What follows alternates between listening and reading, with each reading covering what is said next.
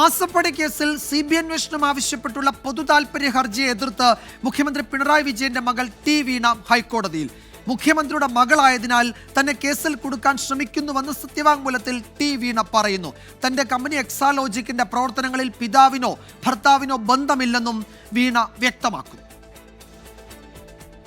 CMRL മാസപ്പടി കേസിലെ CBI അന്വേഷണത്തെ അതിശക്തമായി എതിർക്കുകയാണ് മുഖ്യമന്ത്രിയുടെ മകൾ ടി വീണ. വിദ്യാസമ്പന്നയും സംരംഭകയുമായ യുവതിയെ മനഃപൂർവ്വം മാനഹാനി വരുത്താനാണ് പൊതുതാൽപര്യ ഹർജിയെന്ന് സത്യവാങ്മൂലത്തിൽ പറയുന്നു. തനിക്കെതിരായ ആരോപണങ്ങൾ തെറ്റാണ്. എക്സാലോജിക് ഒരു ബിനാമി കമ്പനിയല്ലെന്നും കൃത്യമായ കരാറിന്റെ അടിസ്ഥാനത്തിലാണ് ഇടപാടുകൾ നടന്നതെന്നും ടി വീണ. CMRL എക്സാലോജിക് ഇടപാട് നിലവിൽ SFIO അന്വേഷിക്കുന്നുണ്ട്. SFIO അന്വേഷിക്കുന്നതിനാൽ CBIക്ക് അന്വേഷിക്കാനാകില്ലെന്നും സത്യവാങ്മൂലത്തിൽ പറയുന്നു.